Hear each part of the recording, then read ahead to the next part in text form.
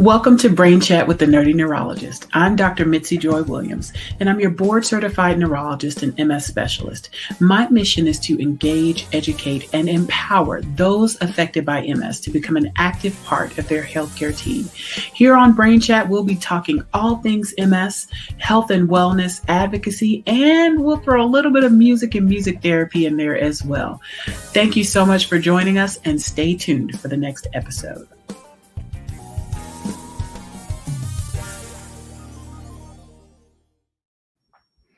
Hello. Welcome to Brain Chat with the Nerdy Neurologist. I am Dr. Mitzi Joy Williams. I'm your board-certified neurologist and MS specialist, and I am so excited to talk to you guys tonight. We have some super duper friends of mine, and we're going to talk about one of my favorite topics, health equity. You guys already know. Type in the chat where you're logging in from. I see someone logging in from East Cobb, so neighbor right down the street. And so log in where you're dialing in from. I love to hear where you guys are from, and appreciate so much you taking out some time on your Monday night to chat it up with me and some of my amazing friends. So go ahead and type in the chat where you're from. I'm going to start to introduce our amazing guests tonight. So we have two powerhouse.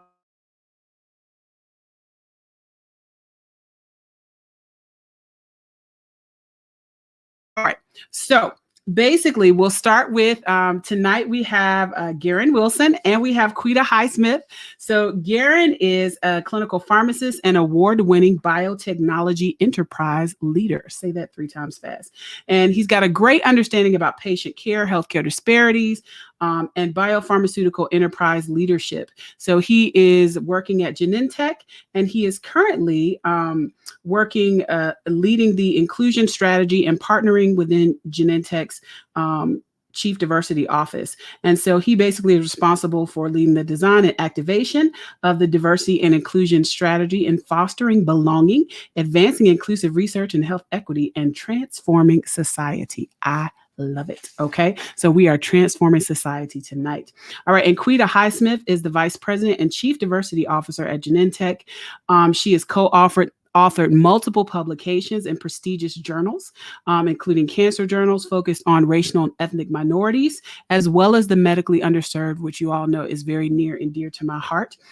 She is well-known in the biotech industry and has won multiple awards, including the Trailblazer Award from Lead 360. And she was named Top 100 Diversity Officers by the National Diversity Council. So we are going to have an awesome discussion tonight. I like to keep it conversational. So just thank you guys for logging in. I see somebody from Ridgeland, Mississippi. Okay. And I also see someone from Orangeburg. I don't know which Orangeburg, but I see South Carolina, Chicago, my hometown, Raleigh, North Carolina, and Virginia, and New York. All right. New York is one of my favorite places. So thank you guys so much for logging in. And if you have any questions, please feel free to drop them in the chat during our discussion. And what we will do is we will come back and answer some of those questions at the end. All right. So next up to the stage, let's talk to Quita and Gerren. All right. Awesome. Welcome to Brain Chat, guys. Hi, Mitzi, Dr. Williams. So excited to have two of my amazing esteemed colleagues. I've been so fortunate to work with you guys over the past couple of years on some of the amazing work you're doing in the diversity inclusion space. And I just like to bring attention where, great work is being done. So why don't you all, I know I did a brief introduction, but why don't you tell us each of you tell us a little bit about what you're doing in the diversity inclusion space. So tell the people about yourselves a little bit. All right. Well, I'll go first. Like you said, I'm Quita Highsmith, Vice President, Chief Diversity Officer at Genentech. And for those that don't know, Genentech is considered the founder of the biotech industry 45 years ago. And so, we have a responsibility to lead. And one of the things, and I used to know Mitzi before I was the Chief Diversity Officer. One of the things that was a game-changing moment for me in this health equity space was when I was leading advocacy relations. So this is working with patient advocates. We were doing a summit, and it was just going to be about various patients who had participated in clinical research. And I could not find Not one. We had a full day of patients that were going to be coming through, talking to the Genentech audience, and I could not find one patient of color that had actually participated in a clinical research. And then I started to ask them questions. Well, why is that? And that led me and a colleague, Nicole, to found Advancing Inclusive Research, which is Genentech's initiative to address barriers into clinical research and health equity. And I think that it is important for people to understand the value of participating in clinical research for people of color, so that we know that these medicines are safe and effective for us. And so it's super important if you have the opportunity to participate.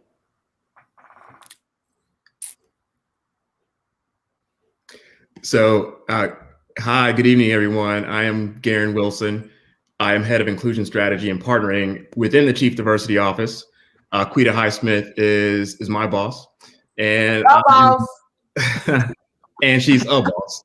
She's my boss lady. The boss, and she's the boss and a boss. So any permutation that you want to take with that title, it fits and it applies. Happy to be on the panel and on the line with you, Dr. Mitzi Williams. I am a big fan and admirer of your work, and have seen it in a lot of different forms, shape, forms, and fashions. And so you continue to do your thing and excel, and glad to be in conversation with the both of you. So I have been working within the Chief Diversity Office for the past year and a half, and longer than that with Quita, as we've really built up the focus that Quita just talked about with advancing inclusive research at Genentech. It's really, I think, at the heart of it is just making sure that all patient communities have access to the best that healthcare has to offer.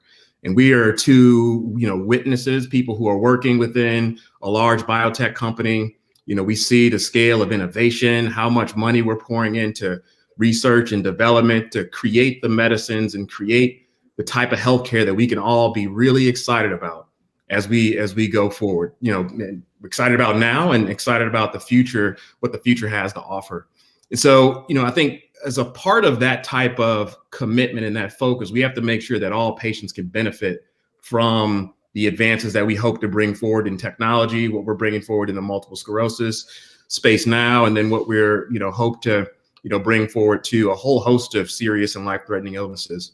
And we're doing a lot of powerful things. We're really combining technology, data, analytics, the ability to just take a lot of different types of data and information from patients, organize it in a certain way, use computers to really, analyze that data so that we can make better decisions. If you were to get sick, if I were to get sick, if anybody gets sick with something serious, we are starting to do some really powerful things with that. And it's exciting. And we really want to make sure that all patients benefit. And so that's really part of the charge that I've been really passionate about in my time working with the team on advancing inclusive research. I've loved having the opportunity to be on platforms like this, to be in discussion with thought leaders such as Dr. Williams and others within our external council for inclusive research.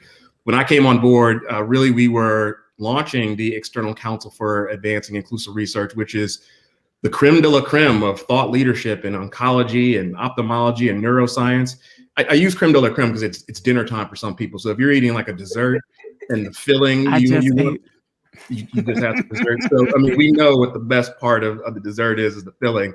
And we essentially replicated that for thought leadership in medicine, and got a chance to really learn from the external council. They've helped shape and create, what we do in the organization, and they're holding us accountable for driving change. So as I mentioned, that we all have access to the best that healthcare has to offer. And so I'm glad to be a part of conversations like this and to answer any questions that people may have about, what that entails and what we're trying to do.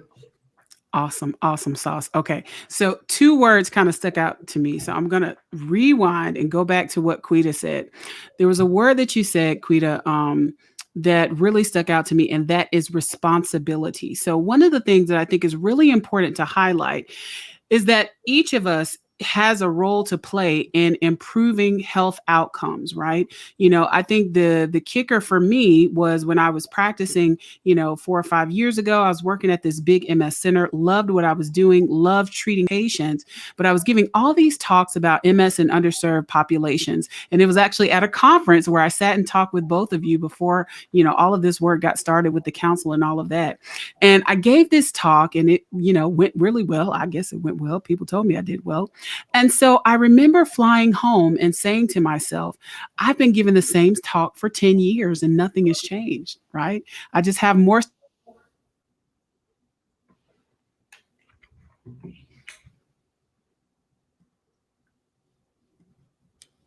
And to try to really figure out how to make things better. And so that's what kind of led me on this journey, a really unexpected journey, to start working in the health equity space. Because, if you had asked me 15 years ago what I'd be doing, I'd be like, man, I go to work, go to clinic, come home and feed my kids a peanut butter jelly sandwich and call it a day. Like none of this, like podcast, all of this stuff. So it really kind of ignited this passion in me, to try to see how I could help be an agent for change. But what I realized when I started doing the work, as I'm sure you guys did too, is that there are things that each party has to play from an institutional standpoint, like at our academic institutions and our clinics. How are we making sure that we're inclusive and that we are, letting people's concerns be heard and not downplaying them, which can affect outcomes. And then the piece that I think is also really important is to realize from an industry perspective that there also is a responsibility to do things that we can to affect change, because if we keep doing the same thing, we'll get the same results. So let's pause here and talk a little bit about that responsibility. So what does that look like, right? Because when people think of, pharma companies, they think about medications, but they don't think about kind of the trial process and kind of the roles that are played in helping affect the trials and making them more inclusive, and how it really can be a place, or is a place, that can lead the charge in terms of increasing health equity. Yeah.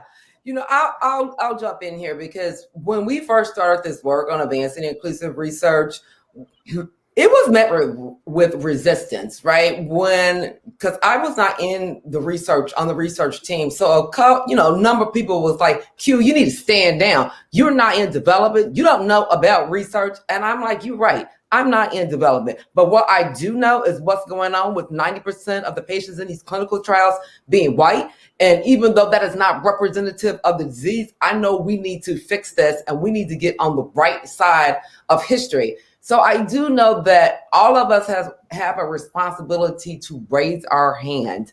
And you can do that from any seat that you're in when you see something that is not right. And then I think we have to think about, once we do that, how do we help organizations understand that this is part of the business rationale, right? We all know that the population, not only in the US, is increasingly going to be representative of people of color, but Africa is growing from 15% of the world's population to 25% in 2 decades. And so we do have a responsibility as an industry to really reach out to communities of color. And there's a lot of fake news in this. People of color don't want to participate in clinical trials. Well, I know that's not true. Now, while there have been some incidents, Henrietta Lacks, Tuskegee, if you ask people, are you interested? The majority of the people will say yes, but they have to be asked. And so many times we don't even get the opportunity to say yes or no. So we've got to first ensure that every patient that is interested in participating gets that chance. And then we have to make sure that the investigators are sensitive to the patients that they are trying to recruit, and take their own biases out of the mix. Because I personally have participated in clinical research, and I can tell you the bias that I felt made me say I'm not interested. And luckily, I knew the CEO of the company that was doing the trial, so I told on that company, and let me tell you, they changed their whole attitude. But we also have to be doing research in the neighborhood. It's one thing to be going to the academic center. It's another thing to go to the hospital that's in your neighborhood, that you driving by every day, that you've seen year after year. we have to be mindful of where we're doing research at, because that's the place where people trust. And so I think we do have a responsibility to ensure that patients of color are participating, that we're partnering with sites where communities live, and that we're really thinking holistically about how we engage in the process, how we are educating so people are not afraid to participate but want to. Absolutely. And I think that's so key, especially for underserved populations, but for everyone. I think that there's a lot of mistrust of science in general now. And so we have to make sure that everybody has that opportunity, as you said, to participate. Anything you want to add to that, Garen? Yeah, no, I think that was powerfully stated. And, as someone who is bearing witness to some of this change, I think I have to commend Quita for the leadership, courage, and the conviction to really be, the sharp tip of the spear on this, and really cutting through how our organization sets priorities and ensures that all patients can benefit from the things that we do. I mean, we talked about some of the stats that exist. I mean, if you just look at the complexion of disease, it's changing. By 2030, new cancer cases will increase by 80% in low and middle income countries. By 2040, over half the patients living with Alzheimer's in the US will be Black or Hispanic. If you look at breast cancer incidence, by 2045, they're expected to increase significantly in Black, Latino, and Asian patients. And by 2050, Alzheimer's cases will quadruple in China and account for over half the cases worldwide. So as an organization that really is about, doing now what patients need next and having a long view on this, the priorities that we set now and that we hold ourselves accountable to now will allow us to develop solutions for patients that are coming, patients that exist now and the patients that are coming. People are really experiencing and having a tough time with disease, as you can imagine. I mean, these are very serious conditions. And so we want to provide benefit. And I think one way that we know that's a really clear path to high quality medical care is in the research setting. So we have to do more to make people have access to it. Absolutely. It's so great that you said that. Let's talk a little bit about personalized medicine. I'm going to throw this one at you, Garen, because I know that that's something that you do a lot of work with. Let's talk a little bit about personalized medicine, right? This idea of being able to come up with an individual plan for the person that's sitting in front of us, and how it's so important for us to have that diversity of people in our research so that we understand how to create those plans for each individual person. Yeah. It's a great question, something I am really excited about. I mean, I think for the people that are tuning into this conversation, I'm sure you're looking at this either on your computer or you have your cell phone handy. Like, these tools have the ability to just capture so much about our lived experience, like what is going on with us in a day-to-day, the apps that are available on your phone can capture and track how you experience multiple sclerosis, as an example. What type of symptoms do you have and what things trigger those symptoms? And you can capture those symptoms on your phone, and that information can be made available to your physician, who can have a better understanding of people's day-to-day experience with disease.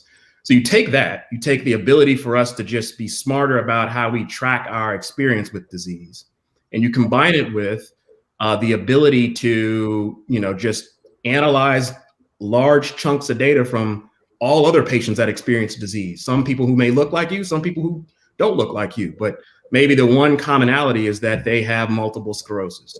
And so when we have that, and we have that ability to look at everyone's experience with disease and understand it both at a history level, talking to your doctor, doing some diagnostics, doing tests to evaluate a patient's situation, and also combining that with the information that patients share with us and the things that we can observe in treating patients, we can come up with a really personalized view of a patient's experience with disease. And once we have that personalized view, physicians such as yourself, Dr. Williams, can make better decisions, smarter decisions. You can adjust medications differently. You can run different tests to understand why a patient may be having a certain complication. And when you have that ability to make very targeted, specific recommendations for a patient, it ultimately results in better care. A patient's experience with disease is better. their relationship with the medicines that they take, and when medicines make them feel a certain way or don't make them feel a certain way, those things can be adjusted real time. So that's something that I think we are focused on investing and designing and putting out at scale. We want this to be across multiple sclerosis, oncology, all these very serious conditions that, we experience within our community. And we want to make sure that doctors ultimately can make better decisions when patients present with complications. And so personalized healthcare is something that is on the horizon. Some of these examples that I've just shared are, experiments that we're, piloting right now, things that Dr. Williams, you've been a part of, and others like you. And so I think that's something that we should all really be excited about. But in order for us to really fully benefit from that, we have to be a part of the research environment now. Right. There's all the evidence that we are aggregating and combining, and to look at a person's experience with disease. That's one thing that research offers. It's a way to just kind of monitor a patient closely over time, see them more regularly than you would typically see them, collect more information about that person than their experience with disease. All of those are the conditions that the design of personalized healthcare are built on, and something that we need to be a part of now, so that, and our parents, our grandparents, aunts, uncles, cousins, all of us need to be in the mix right now, so that these tools and this innovation applies to us 5 years from now, 2 years from now, a year from now. So it's something I'm really passionate about, and I almost view myself in some ways as evangelist for this particular topic, because I want us to have a different kind of conversation about healthcare at home, within our families, talking to people about, what's possible now, what's possible later, so that we can think differently about how we interact with the healthcare system and how we talk to our doctors and how we advocate for the best that healthcare has to offer. Let me jump in here though. Jump in. So for the audience, so just so y'all understand what he's talking about, where he's saying, that the healthcare that you want for the future. Right now, when we started this work in 2017, 80% of the genomic data available to the scientists were of European ancestry. Fast forward to right now, it has jumped to 90% of the data available to scientists is of European ancestry. And so what does that mean? That means the algorithm that the hospital is going to use to tell you if you have breast cancer and treat your breast cancer is going to be based 90% on white women. And so if we don't begin to participate in the clinical work and allow our genetics to be tested, then we're going to be getting information that is not based or built upon us. And the system is moving towards artificial intelligence, and it is incumbent upon us to participate. But we have to talk about some realities. The realities are patients of color, and we've seen it with COVID. We don't have the same ability to have healthcare. Now, oftentimes not affordable. And so if you got great insurance, then life is better for you. But what if you don't? And we know historically marginalized patients don't necessarily have access. They have high copays. They might not have access to the medical benefits because the jobs that they have, right, are fresh food, or live in a neighborhood where the doctor ain't on the corner and you can run in, right? So we do have to really think about the systemic issues in healthcare that are preventing us from being able to participate in the fancy stuff like personalized healthcare. And we must better train these physicians and healthcare workers to address their own biases on people of color, or we will not be able to move forward. Right. Absolutely. And I think, it's so important to talk about these issues. And I see some questions in the comments that are asking kind of what this show is about. Multiple sclerosis, but it also, in some cases, is also about health equity, right? Because one of the issues that we have with multiple sclerosis is that most of our clinical trials are conducted in Eastern Europe. We're learning more that the face of MS looks different in different populations. And here in the US, we know the risk is highest in Black women. We know that the outcomes are worse. And so we have to begin to understand that. There are also other populations that we don't understand well with multiple sclerosis, such as people over the age of 55, which is not old, right? But concerning our clinical trials, most of them stop at age 55. We also don't understand about pediatrics, but we have to start somewhere. And I think that this conversation is so important because it really affects everyone. So if you look at a group who may be doing worse, maybe if we had that genomic or genetics data, we would identify some type of gene that can tell us who is doing worse. But until we get that information and until we get more people involved, we won't really be able to affect outcomes. And affecting one group's outcomes really improves everybody's outcomes, and it's so important, because we like to kind of take these topics and kind of split them up and talk about this, but they're all connected, right? And so when we improve the health of one, we improve the health of all. And so I just wanted to pause and say that was extremely important because I saw there were some comments that seemed they were a little bit confused about what we were talking about. But yeah, so back to what you were saying, Quita. So this is so key, right? Because I think that it's imperative upon us as, participants in the medical system to also stand up and be counted, right? I look at research as a way of standing up and being counted. And I guess I always had a heart for research. As a kid, we used to do market research. I don't know if you guys used to do that, but listen, I was down trying on jeans. I was drinking different types of Coca-Cola. I was always, every time I was in college and I needed some money, I would pull those little tabs with the phone number and call and say, can I be in your study? I had different motivations, but I guess I've always been a part of that process. But I think that, we have to have these conversations and look at ways that we can affect change so that we can affect the healthcare system for everybody, So anyway, I just wanted to pause and get on that little soapbox. Now I'm gonna get off my soapbox. But so this is a great conversation, right? And I think, again, it's so important. And I liked what you were saying, Garen, about personalized medicine, right? Our idea, what I would love to be able to see my patient, do some type of test and say, hey, this is the best treatment for your MS. Or if they're on a treatment for their MS, be able to test this marker and say, it doesn't look like you're responding. We need to switch it up and do this, right? So that ultimately would be the goal, because one thing that we do know about MS is that it's not a one size fits all. Everybody is so different. And for us to have these tools, we really have to have more diversity in our clinical research and have people participating. So let's kind of talk about what are some of the ways that we can overcome these challenges. One thing that I love to talk about and highlight is the Chimes trial. So I'm the lead investigator for the Chimes trial, which is a trial sponsored by Genentech, but it's with Ocrevus, one of our approved medications for multiple sclerosis. And it's the first phase 4 clinical trial that's focused on minority populations. And again, it's important for us to have 2021. In 2020, right? First one in 2021. Right. So, I am hopeful that we see some of these things changing, but it has been a long time coming. But so you hadn't had that idea. Right. If you hadn't had that idea, we would not be doing this study, right? And Right. So that is one of the most important things as well for the audience to understand is we have to somehow get our children, the next generation, to become a Black physician, right? We have got to have more physicians of color because then they will see something like that and say, I've noticed that my patients present differently with more severe disease, and what can I do about it, right? Versus doing nothing. So it's important that we are building a pipeline of physicians of color and scientists of color. So important.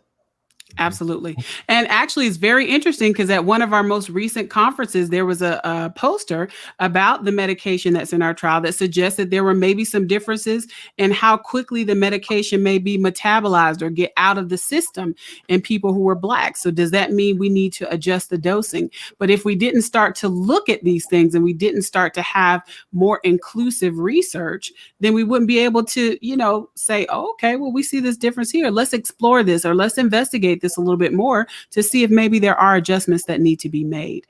So what are some other ways, or what are some other things that we can do or that you guys are working on to try to overcome some of these challenges? Because you guys are really a great, Genentech has been a really great example of kind of leading the charge in this space.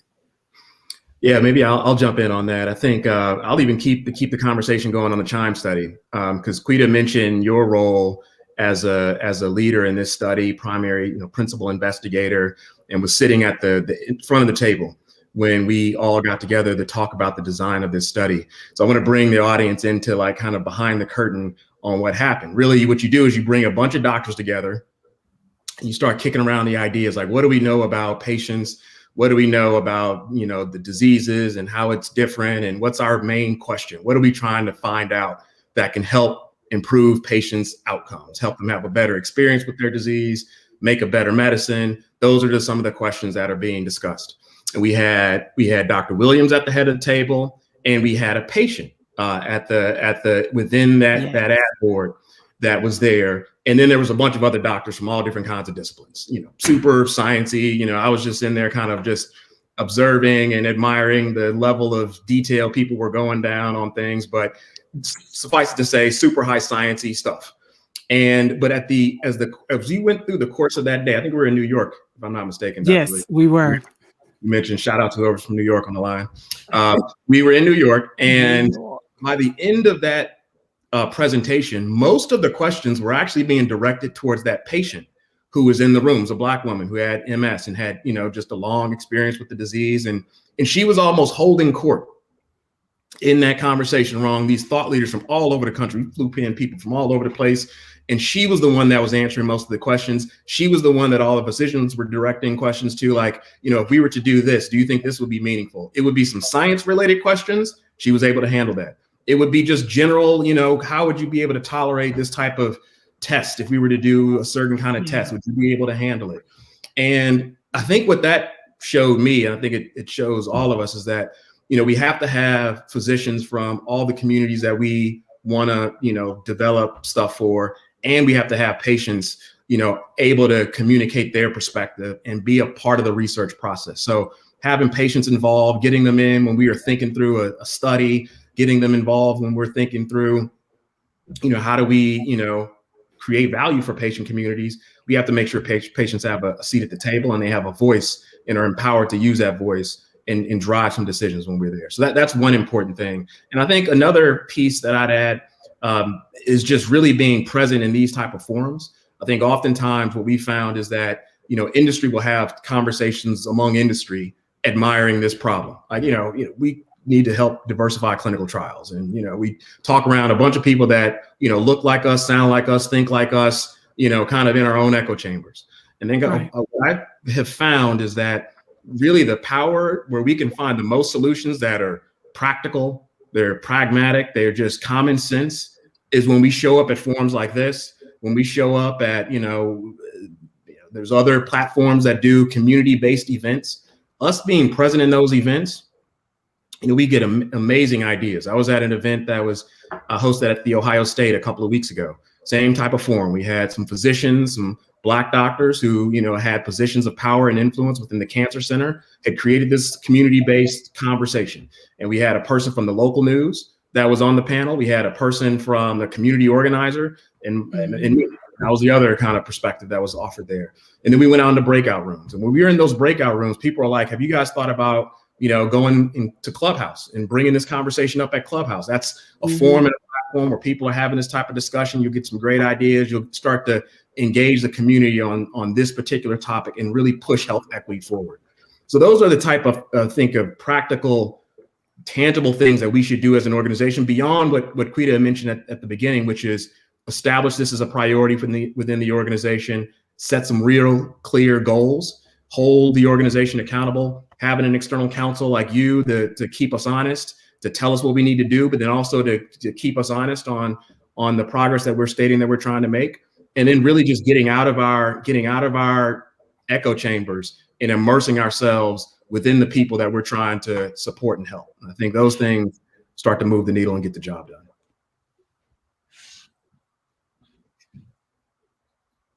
Comment that one of the folks who logged in made a little bit earlier, and she said that she's a member of a support group in Maryland, and they talked about different topics, including research, and the president encouraged people to participate, and it said you have to go directly to where the people are.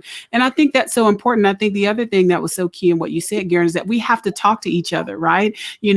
One of the things that I loved about the design of the Chimes trial was that we had a patient advocate who was involved, because we as researchers, we're like, oh, we should do this, we should do that, we should do this, or we shouldn't do that, or people aren't going to want to do this. And, it's like, talk to the people who are actually going to be involved, and that can help shape the type of research we do. When industry talks to the physicians, when the researchers talk to the, clinician scientists, all of us have to start talking to each other. And the other thing is we have to think outside the box, right? Especially growing up in the, in the medical field, I'm not that old, but I got a little gray up here.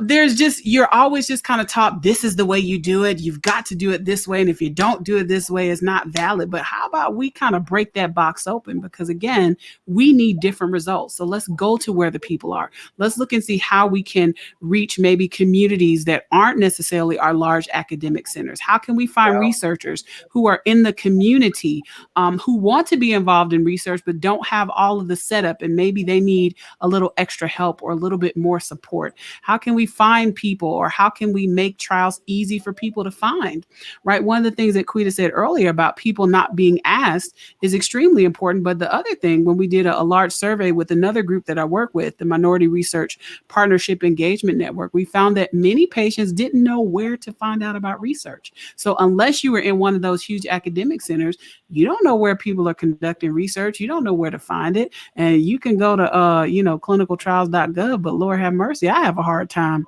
trying to read that.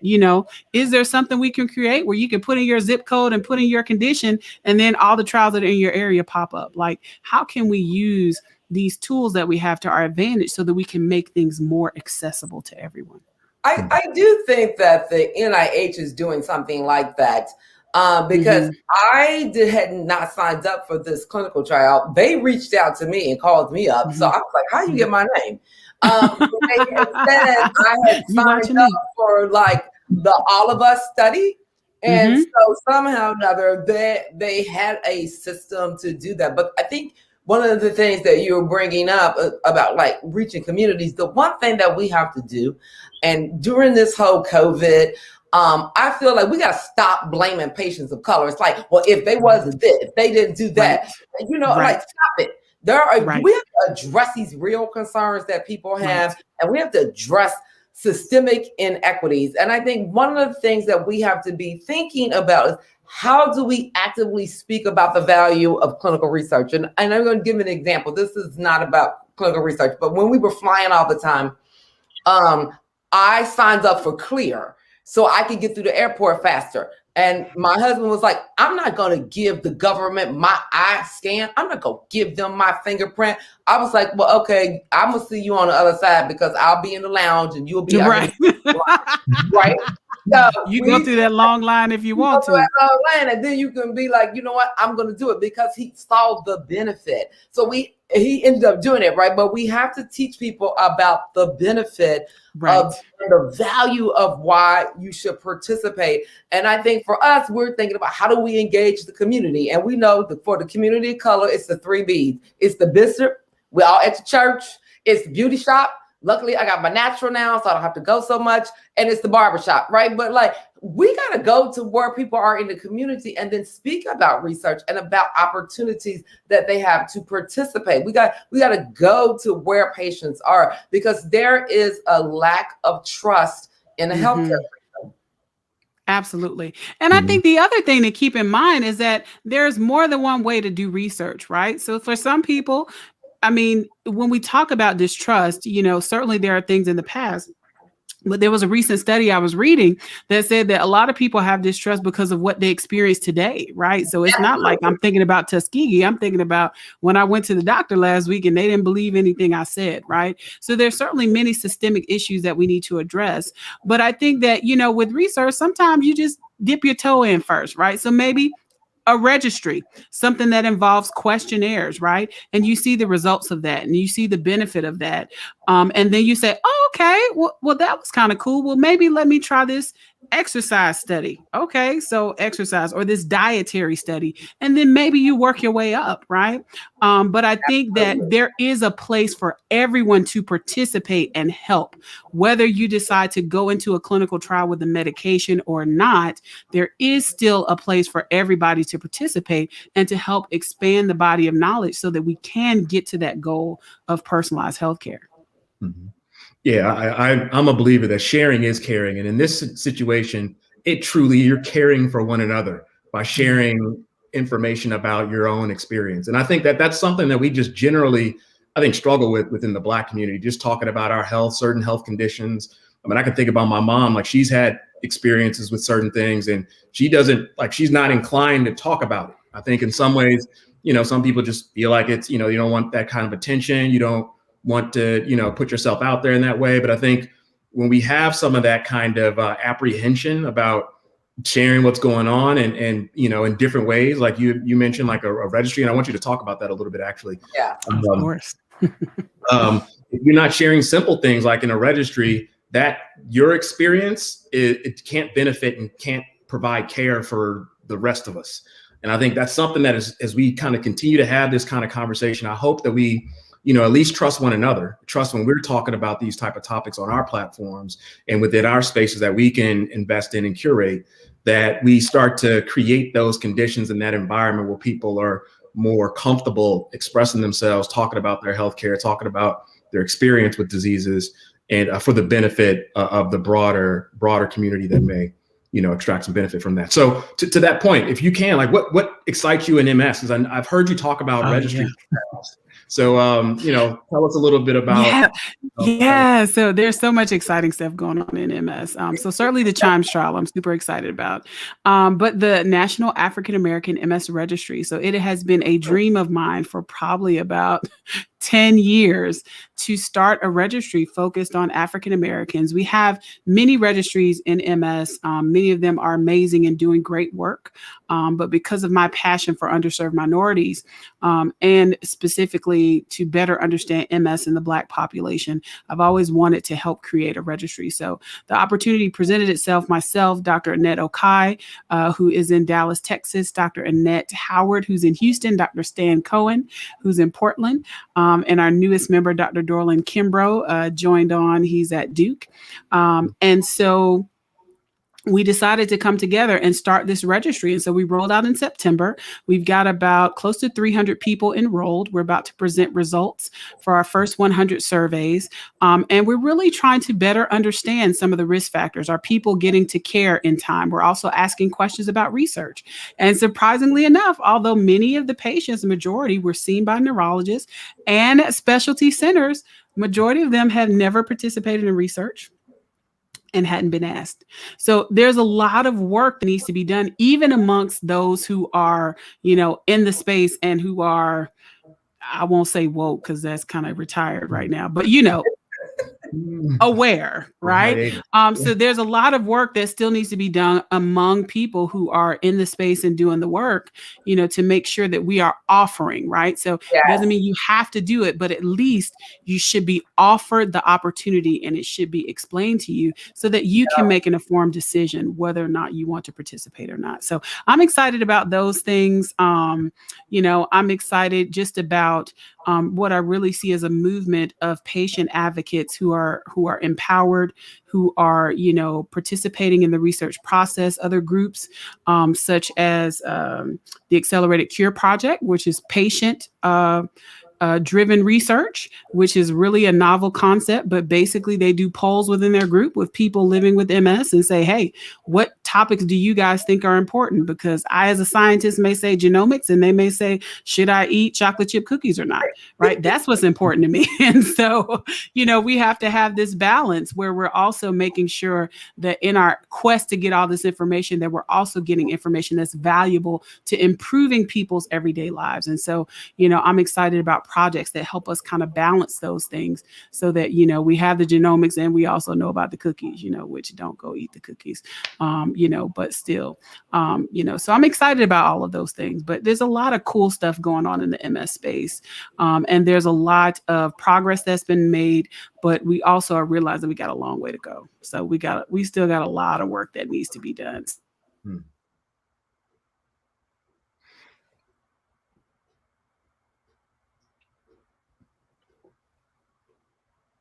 Chatted ourselves. We have, had this amazing conversation, and we're almost at the end of our time. Are there any questions that you guys have specifically about research, involvement in research? I see a couple of comments. This conversation is amazing. And if there were more Black doctors and scientists, I would feel more confident in the healthcare system as a Black woman. So I think that's extremely important, so we do have to increase the diversity, not only of our trial participants, but of the people who are asking the questions and helping design and create the trial. So we do have one question. Are we done? So on that point, go ahead. Mitzi, while you cue that question up, I can recall like when we had the external council meeting, and we were talking about Chimes, and we had the internal team come and present the study to you. And, the council had, was offering different opinions, different ways of thinking about whether or not this was the right thing to do. It was going to require significant investment from our organization. And it was because we had you in the seat. And I recall directing the question to you, like, Mitzi, do you think we could get this done? Like, could we do this study? And like, are we ready to make it happen? And you were like, yes. And that's 100%. Exactly to the point that somebody's raising. Like, we need, thought leaders like yourself who have the, kind of that conviction, that confidence. You have your finger on the pulse of care. What's there to just, sometimes it's just a simple, reassuring kind of thing.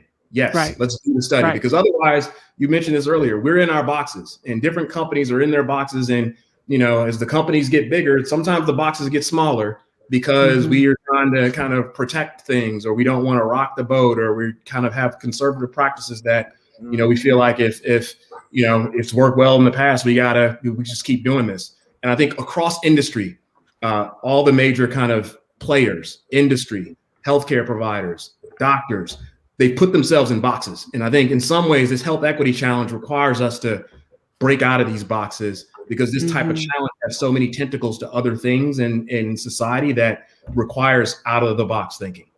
Yeah, I didn't intend to do that little kind of twist at the end, but I think it applies. Well, I also think that we have to disrupt the systemic racism that prevents people from being able to get that advanced degree, right? Like, so we only got 5 generations of physicians that are in our families, right? We got maybe 1. And so now how do we get the kids in our community to be interested in science, to say, I can do it? And how do we sponsor them? Because it's a lot of money to potentially be, 8, 9, 10, 11 years where you got to be paying to go to school. And so that is a high cost burden that students have to bear. And we are not coming from generational wealth. So now we got to have all this loans and money that we've got to try to get. And that prevents us from potentially going. There's a statistic that says we haven't increased the number of Black physicians in 30 years. Right. It's the same percentage. Black women make up 2% of the physician workforce.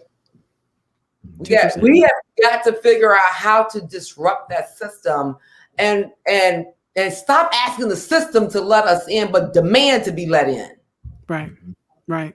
Absolutely. I think one of the cool things that I love about, giving talks, whether it's at high schools or even I was asked to do a segment for PBS for elementary school, where I just sat and talked about what I did, because, if you see someone that looks like you, then you consider yourself being able to aspire to do that thing. And I was on a panel one time, or one of my girlfriends was on a panel at the National Minority Equality Forum. And we were kind of laughing and joking about how, Atlanta we kind of grew up in Wakanda, right? Because all of the professionals in our neighborhood looked like me, like our dentist, my oral surgeon, my orthodontist, our lawyer, our, accountant, and so that really was something that spurred me to say, well, gosh, I can do that because I see all of these people who look like me who are doing this. And I think that we have to raise that awareness and make people visible so they know that they can aspire to do the same things as well. Because your very presence creates possibilities. Absolutely. Ooh, I like that. I'm going to write that down. I'm going to give you credit the first time, but the second time after that, I'm not going to give you any credit for that. Yeah, that's facts. That was brilliant. Yeah, that was good. That was good. And on that awareness piece, like now's the time for us to be aware of how industry is responding. Like 2020 changed the circumstances. It changed the priorities. So like the resources that industry is bringing to bear, both in what we've been talking about, research, but then also creating career paths for people in science and medicine. Genentech, we are doing our part. All of pharma is doing their part. Same thing with like just working like business relationships with industry. This is an $800 billion business. And Genentech, we're committing to give $1 billion to diverse owned suppliers, people who, can help make medicine, but people who can just deliver products and goods and services to our company. There's an opportunity for those that own those businesses. That's an industry-wide thing. Other companies are doing the same thing. So in terms of awareness, like there's a real clear opportunity for us to connect to this system in a different way, in a powerful way, creating more future leaders in it. And so that's something that we all just need to be aware of. And, for all the entrepreneurs out here making plans around. Absolutely. Absolutely. Okay. So our time is winding down. I don't see a lot of questions. I see a lot of comments that people enjoyed the conversation. There was one question about, are we still enrolling in Chimes? The answer to that is yes. And the Chime study is listed on clinicaltrials.gov and also on gene.com. And so if people are interested, they can see what sites are enrolling if there's some in their area. I also saw someone who asked if there were sites in New York. The answer to that is yes. So I think that, this has been a great conversation, and I love to continue to have this conversation because I think that each time I have it, I learn something new, but also people potentially get something new from it. And kind of the things that I glean from our conversation and us talking about it are, number one, we've got to disrupt, right? We've got to disrupt the system.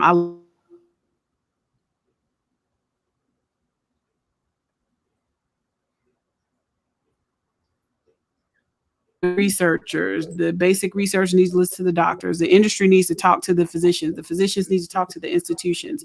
And we all need to talk to the patients, right? The people who are, going to be involved in these studies. And we need to also, if we want to increase diversity, reach people where they are, get out into the community and stop kind of sitting in our ivory towers, expecting everybody to come to us, but really to put our hands out there and touch the people and, explain to them the importance of getting involved in this work. So I hope that everyone is going to go find themselves some kind of survey or something. If you go to the market research and drink some Coca-Cola, do that, but get involved in some research, preferably with MS, preferably with some conditions, so that we can all make the care better for everyone. So I want to thank Quita and Gerren, Dr. Garen Wilson and Quita Highsmith. You guys are amazing. I'll have to have you back to have this conversation again. But I think that, this is so important. This is important work. And now is the time to strike. And now is the time to get it done. Like the tide has definitely turned. There's a lot of focus on this area and there's a lot of work that needs to be done. And there are great people like you guys that are getting the work done. So thank you all so much for tuning in. And we will see you in 2 weeks on Brain Chat with the Nerdy Neurologist. Have a great night, everybody.